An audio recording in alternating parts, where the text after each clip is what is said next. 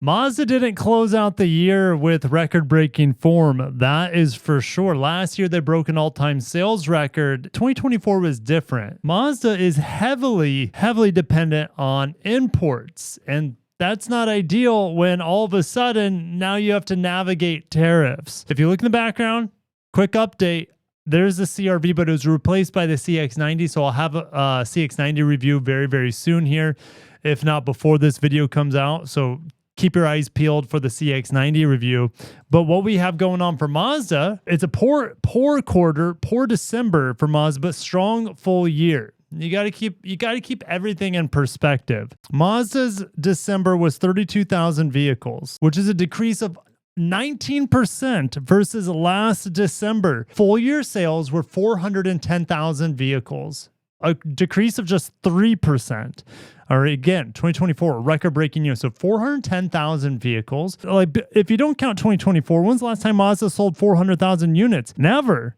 So it's only these past 2 years, 24 and 25, that Mazda has sold over 400,000 units in the United States. That's good, but Mazda's heading in the wrong direction, at least when it comes to sales volume. 25 December sales highlights. Well, there's not going to be a lot when you're down 19%, but third best December since 1990, selling 32,000 vehicles, and best ever December sales of the CX-50. Well, the CX-50 is their only vehicle that's not hit enormously with tariffs because it's the only vehicle built in the United States for Mazda in Alabama alongside the Toyota Corolla Cross and a joint venture between Mazda and Toyota.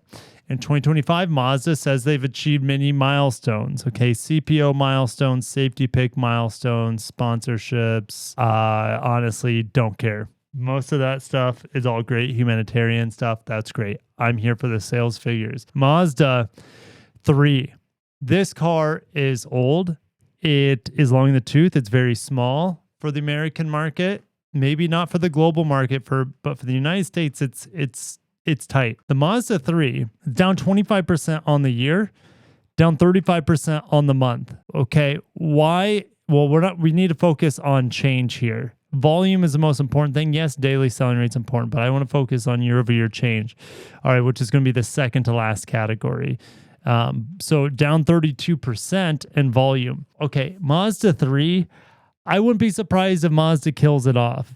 Then it's going to be a crossover-only brand, except for the Miata, which is going to be such a weird, like, its lineup is going to be so weird. You have your pick of 5-6 different crossovers. All right, and then you also have the Miata. What are we talking about here? All the cool Mazda concepts the last few years, well, there's been one cool CX-5 concept, but anyways, outside of that, it's been like coupes, sedans, sports cars, and we have none of it as a production and that have made it to the production end of things. So it's just frustrating from a Mazda cars, coupes, sedans fan.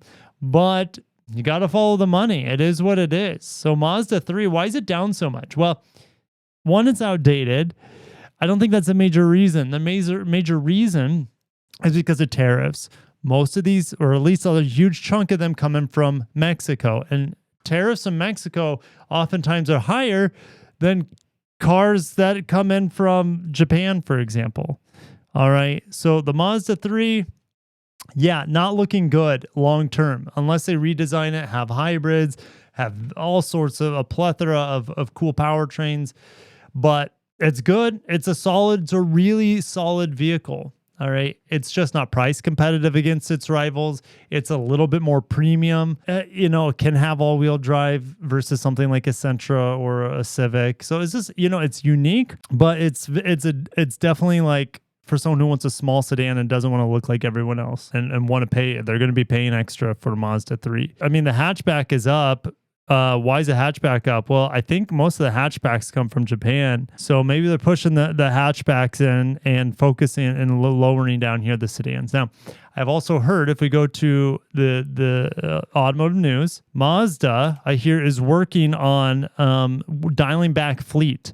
Fleet is not as profitable as retail. Selling to normal people is retail. Fleet is selling to businesses and rental companies. All right, so fleet, dialing that back is typically always a good thing for companies. All right. So just because we say a sales dip of just 3%, if they reduce their fleet, that means they're still selling a massive amount of retail. So I think Mazda's had a great year, but again, December was rough. Miata down 25%. The sales volume is just so low on this guy. Again, it's tariffed. It's still an amazing buy, but it is, let's be real, the MX-5 is a toy. Has very little practicality. And in today's market, people who have additional money for toys maybe spend them on different toys than a Miata. I don't know, but I love a Miata. It's still one of my favorite cars out there. It's timeless. It's incredible. It's so balanced and so well done. Doesn't matter. It was up on the year at least. It was up on the year. Now, you might be saying, Kirk, it's December. Of course it's not going to be, but 2024 December outsold 2025 December. So you're comparing apples to apples. Miata sales are probably never great in the wintertime. Let's keep moving. CX-30, just like the Mazda 3, a huge portion of these things are built in Mexico. All right. And they have tons of international parts. So they are very tariffed, high tariff vehicle. And that's why Mazda's like, we don't care to bring any of these in anymore. We'll just send them to Canada or we'll send them anywhere else. It's not going to be tariffed up the wazoo. We're going to protect our margins. Honda hasn't been doing that with the HR-V and the ADX. They're sending as many of those from Mexico, for example. I just covered Honda in a different video. But that's something to think of, like the different strategies here between these different companies is so different. And Mazda saying, we're happy to be down. We are happy to be down on the month of December, 18, 19%. We'll take some hits in the Mazda 3. We'll take hits in the CX-30 because we don't want to pay and deal with the tariffs and the lack of profitability on those tariffed cars. So that's my theory on the CX-30. Now, how does Mazda get around the tariffs? Well, if the tariffs stick around long term, which let's assume they are, they need to build more production capacity in the freaking United States of America. That's really the only way to get around it. The cars coming in from Mexico and Canada, the tariffs on those could change because the USMCA agreement's due for like a refresh. It's due for a renegotiation. So Mazda's like, we'll just wait. We're going to wait and wait until maybe they can't wait anymore. Honestly, like the safest thing to do would be to wait and to stop sending heavily tariffed cars with low profit margins in the United States. Could they invest into a plant? That wouldn't be a bad investment of funds, is to build more production capacity in the U.S. Of course, it's not a bad idea. Mazda, here's the thing with Mazda. Honda figured this out a while ago. No, but Honda has their own issues. But Honda, Subaru, Mazda, they're so heavily dependent on the U.S. market, and they're hardly international at this point. Mazda maybe a little bit more so than Subaru, absolutely, but Honda's more and more North American at this point, okay, outside of their motorcycle business. So Mazda, they could benefit immensely from building a plant in the United States. But hey, if tariffs are renegotiated, they'll just keep sending cars from Mexico. We'll see though. Time will tell. Like, this is just so fascinating. Gives me plenty to talk about. But the CX-30 Mazda 3, you're not going to see very many of them at dealerships. And that's okay. Mazda knows that they have other cars that are more desirable, like the CX-5. Now, I will be driving the new CX-5 very soon. Okay. Within the next, I'll just say, first half of this year. The CX-5 is getting redesigned for the 26 model year, and it comes with plenty of pros and cons, and I've covered that countless times. But the current CX-5 is a masterclass. It's perfection. Fuel economy is not as great as like strength, but outside of that, it's perfect. All right. Besides hard seat, it's not perfect. Okay. It's close. No car is perfect, but CX-5 is close to perfect for its segment. It's lovely. Okay. Timeless design, great driving mechanics. All right. So great layout, great controls. Love the CX-5. But here we are. Like, what are we doing here? It's up. Mazda is sending a ton of CX-5s to the United States. It's up on a volume basis on the month and the year. Send as many as you can. They're fantastic. Rest in peace, CX-9. CX-50. Well, the CX-50, look at this volume. Now, I want to compare this to another car. Built in the same plant as the Corolla Cross. Almost, let's just call it 100,000 units for the Corolla Cross. We go back to Mazda, 110,000 units are built in the same plant. Mazda's running a bit hotter there. They need to. It's their only lifeline for fighting tariffs right now is the CX-50. And they even stopped sending CX-50s last year to Canada. So Canada's just getting CX-5s. It's fine. They're the same vehicle, just different styling. You guys know, the slightly different packaging. The CX-5 and CX-50, as long as you got one of them, you're fine for Mazda. The CX-50 also has the hybrid that's brought over from the RAV4, so that's really nice to have in that car too.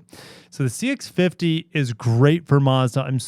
Look at their strategy. Hey, they're like, we're not going to build or send any, well, it's really not build. We're stopping sending cars from Mexico to the US with the CX-30 and the Mazda 3, and we're just going to go full ham on the CX-50 that's built in the US. And I think it's working well for them.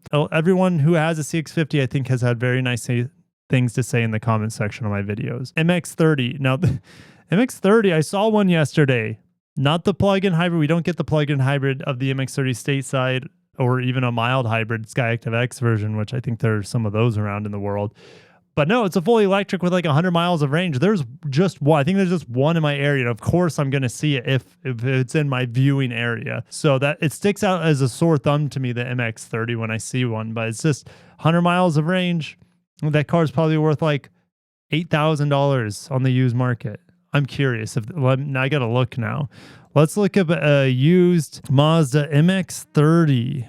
MX-30. There are none in my area, but let's look all miles. There are 6 in the country. 18K, I wouldn't buy it. 16K, wouldn't touch it for 15K. That's a lot of miles. That is a lot of miles someone put on a 100-mile range vehicle. Almost 20,000 miles, 15 grand, still wouldn't touch it. Okay, no way. I'd rather have my Prius. My old Prius has unlimited range.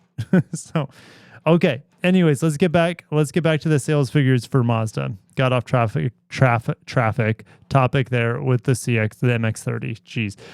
CX-70. It's a good car. The CX-90 and the 70 are in the dumps. Holy bejeez Louise. Now, on the year, they did fine. Actually, slightly up. Up 3,000 units for the CX-70, but CX-90 up 1,000 units or so.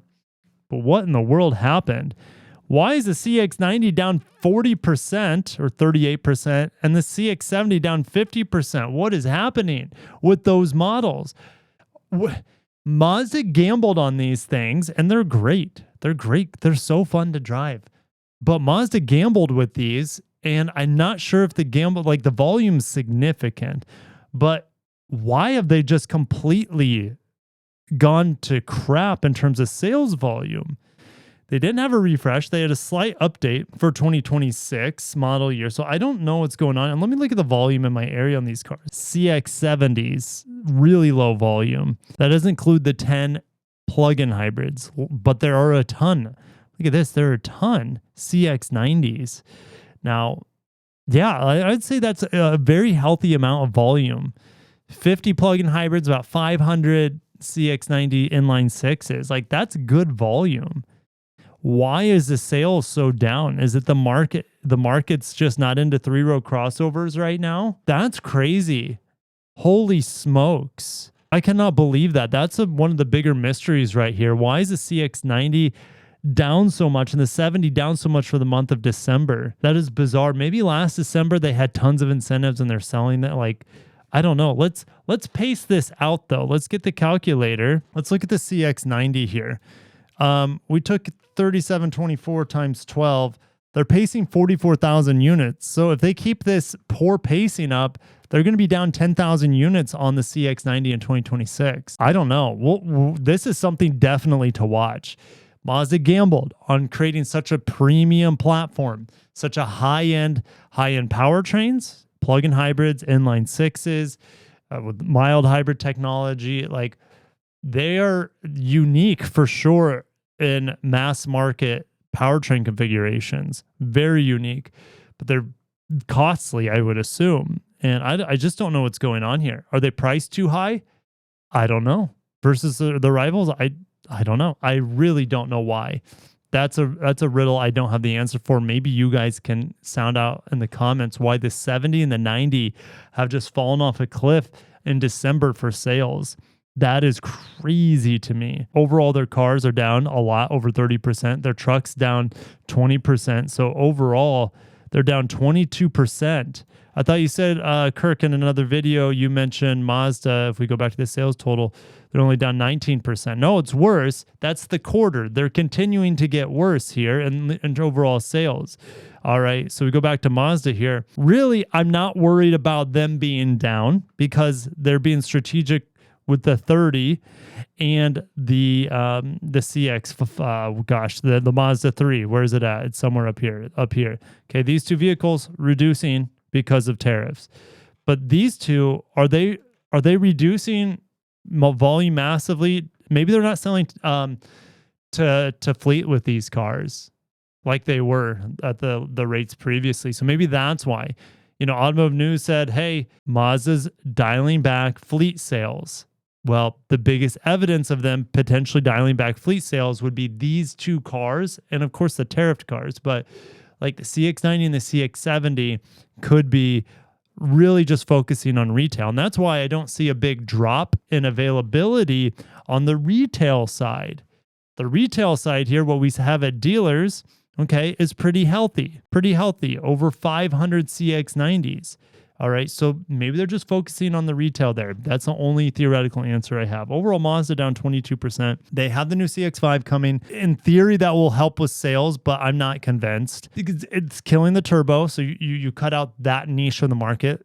You might be saying, Kirk, they'll be fine. If you want the turbo, get the CX-30 turbo or the CX-50 turbo. Fine. Fair. There's no hybrid, and you might be saying, Kirk, if you want a hybrid, get the CX-50 hybrid. Great. Okay, so what good is the CX-5 at this point? Just one powertrain until the hybrid arrives.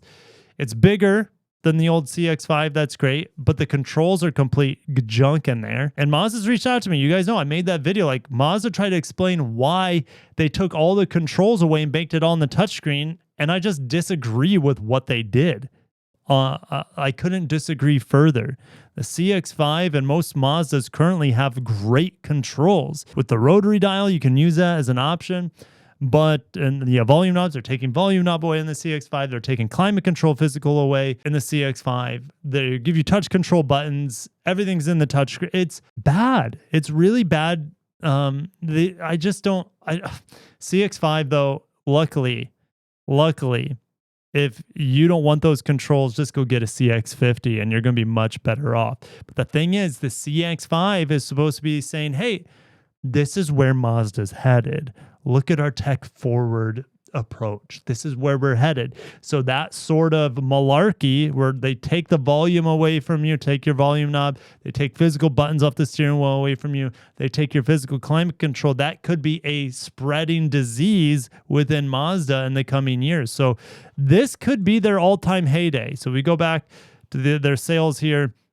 They're over 400,000 units, 410,000. Okay, so last year, I got confused. Last year, they sold like 420,000. This could be it. This could be Mazda's peak. And then from here, due to tariffs, due to maybe their own self-sabotage or taking a gamble in too many different areas, it could hurt them. But Mazda's still in a better place than they've been in a long time. If we go back to all-time sales here, again, sales in the U.S., 424. This year was like 410. Okay, they're doing great. And so I think as long as Mazda can maintain over 350,000 per year, I think they'd be successful, they'd be happy, they'd be profitable, etc. It's hard to say what's going to happen with tariffs, but obviously more domestic production would help them here. But we'll see. I think Mazda's okay, but everyone, if I bring up, do I have that article up? Hyundai, they're worried. Hyundai chief warns of tough year ahead. So Mazda and Honda too, they finished the year on shaky ground. Whether it's the last quarter or the last month, it's not looking good for many of these manufacturers. Okay. Mazda affected a lot, but there's more than just the number. Tariffs are involved. Reducing fleet is involved here for Mazda. Okay, Honda is down. Chip shortages are affecting them. Okay, there's a lot of differing reasons between these companies and why they're down. Even General Motors is down. It's BMW is down. So things are turning south. Stay locked in because I update every month with sales figures. So we're going to see if there's going to be a rebound in early 2026. Got to keep in mind early 2026 all the way till end of quarter three. It's going to be weird because you have a huge lack of EV uptake. So EVs will be continued decline for most of the year. But how will that affect the total sales? Well, I know it's going to affect Honda a lot. Won't affect Mazda. Mazda doesn't even have an EV after killing the MX-30 a couple of years ago. So Honda, without a lot of sales volume coming from EVs this year, their sales are just going to be down inherently. Same thing with Ford killing the Lightning and things like that. You're going to have General Motors, with them reducing EV production just because they don't need to have them anymore. So fascinating times we're living in. And I'm going to shut it down there because I have more brands to cover. I got to cover Nissan, Subaru, maybe Mitsubishi. Maybe I'll just throw them in with Nissan because they're partners. I still got Hyundai and Kia to do. If I get around to BMW, Ford, General Motors, there's a lot to uncover still here in the coming days. So make sure you guys are locked in on the channel if you enjoy these sales updates. Have a great day. I'll catch you in the next one. Peace.